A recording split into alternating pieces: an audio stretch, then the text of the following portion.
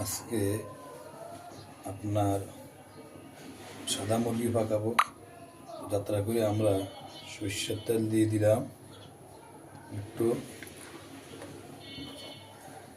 সরষের তেলের পরে একটু সাথে একটু সয়াবিন তেলও দিতাম।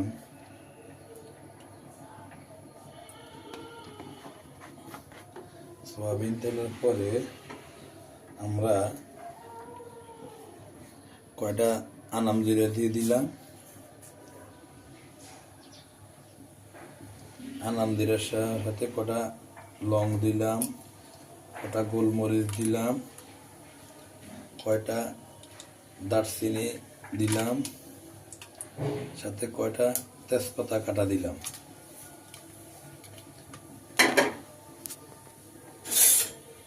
এখন একটু নেড়ে নিলাম।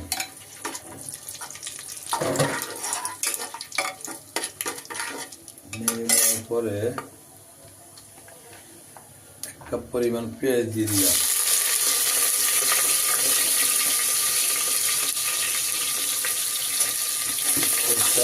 বাদামি কালার হয়ে আসবে। তারপরে আপনার আদা রসুন দেব। একটু বাদামি কালার হয়ে গেছে। এখন আমরা 2 চামচ রসুন বাটা দিব। একটু বেশি দিব, যেহেতু শক্ত মুরগি। এখন আমরা বেশি দিব না, আদা বাটা 1 কাপ পরিমাণ, 1 চামচ আদা বাটা দিলাম।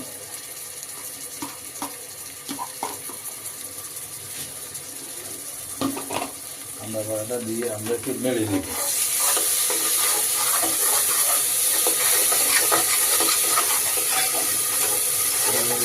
কষে আসলে আমরা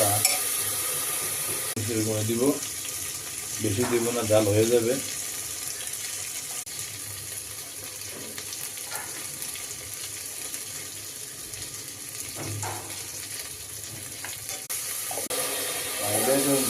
দেওয়ার পরে মশলাটা যেন একটু আপনার কালার হয়ে আসে। কালার হয়ে আসার জন্য আপনার দিয়ে দিব।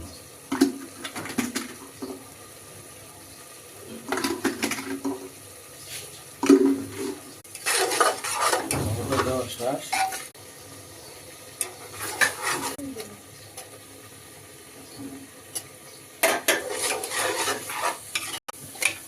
মুরগিটা দিয়ে দিলাম,